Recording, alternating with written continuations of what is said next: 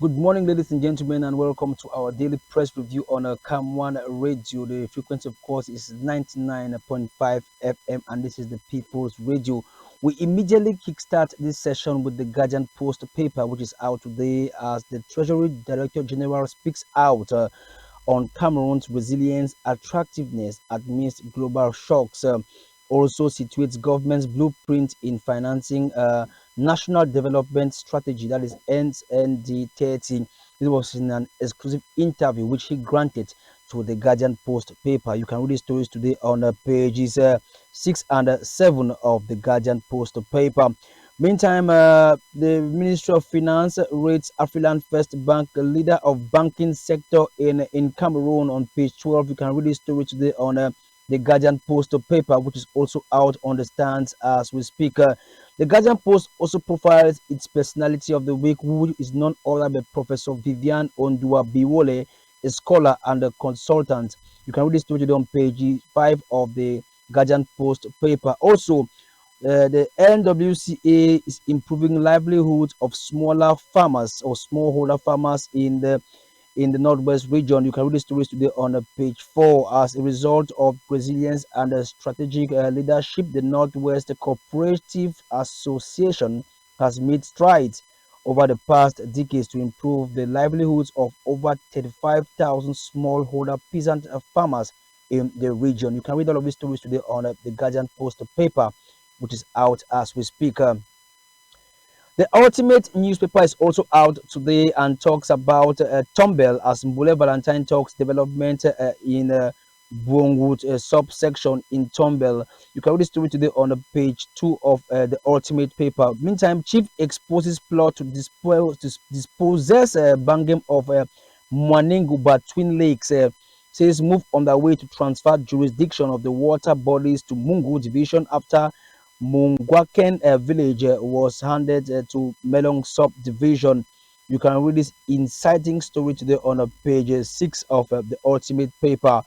On the same light, the Southwest Regional Assembly electrifies 5 villages in Kope Maniguba. The resilient journey of sickle cell ambassador and inspirational journeys also highlighted on the paper, more specifically on page 3 of the paper.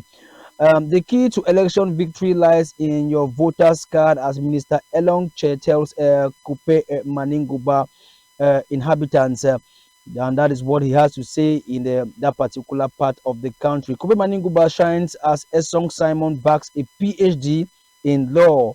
Page 8 of the paper is where you can read this story today on the Ultimate paper, which is out on the stands as we speak. The French papers are out today, and we here at CAM1 always have a tradition of translating all the information for you people here in the city of Limbe. Quotidian Reality is out, focuses on education today, as the Minister of State, Minister of Higher Education, Jacques Famendungu, has urged rectors from the universities across the nation to inculcate the ideology of job creation and not job seeking.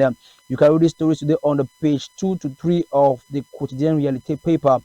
A press outing from the Ministry of Public Health is also initialized and analyzed on the pages of 8 to 10 of Quotidien Realite, where Minister Manauda Malashi vouches to fight against the consumption of hard drugs in Cameroon. Also, Minister Ngannou Jumesi launches the roadworks on the Yaoundé Obala stretch of road.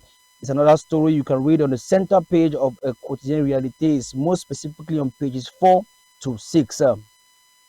Flesh d'Afrique is out as well, talks today about the technical and the financial partners of the Ministry of Housing and Urban Development. According to Flesh d'Afrique, on July 10th, the minister, together with some key staff members of her ministry, were in a meeting with the regional representative of La Banque Européenne d'Investissement in Central Africa to discuss the financing of some housing projects which will transform the city of Yaoundé into an ultra-modern metropolitan city. Le Pelican is also out today and focuses on national development. First, the paper talks of the accessibility to potable water in the city of Yaoundé, which will soon become a reality in most neighborhoods, as CAM1, the state corporation in charge of water supply in the country, is moving mountains to get the projects realized. Also, The paper focuses on the construction works of the 22-kilometer stretch of road between Olembe and Obala. You can read all of these stories today on the Pelican paper, which is out today. Le Quotidien also shares the same vision as Le Pelican and the Flèche d'Afrique, and headlines with the road construction works which have begun at the northern entrance of Yaoundé, most precisely the Obala Olembe stretch of road. Also, Quotidien says CAM1 is working on a project to ease the distribution of water in so many neighborhoods in Yaoundé. According to Le Quotidien, the state-owned company wants to make sure or make use of the River Sanaga to accomplish this project, which was inaugurated by the Minister of Water and Energy, Gaston Elundu Esumba, who was also accompanied by the Director General of CAM1, Blaise Moussa. Media Action is also out on the stands as we speak and profiles the mayor of the Basamba municipality in the Day Division. Mayor Eugene Ngwadjo Ozwadjo Yota is said to be a true actor for development in his municipality, as Media Action reports on pages 2 and 3. Also, Media Action focuses on politics and the 2025 upcoming presidential elections, as the CRM and the PCRN political parties are reported to have so many irregularities to sort out before the municipal and legislative elections. You can read this story today on pages 6 and 7 of Media Action. Emergence is out as well and reports on the suspension of fees paid at the Parents Teachers Association for public secondary and high schools across the country. According to Emergence, the Minister of Secondary Education, Paulina Lovalyonga, voices out her opinion on the decision taken.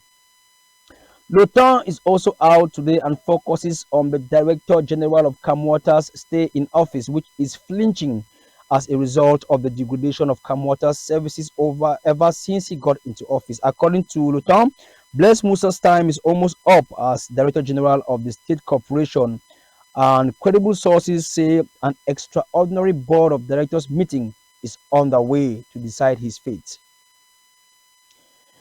Mutation talks of a land saga concerning the expropriation of land in the Bastos neighborhood in Yaoundé by the British American Tobacco Corporation. According to Mutation, 3 families have been grievously affected by this action, and the case has been filed in court in regards to this affair. You can read this story today on page 5 of Mutation.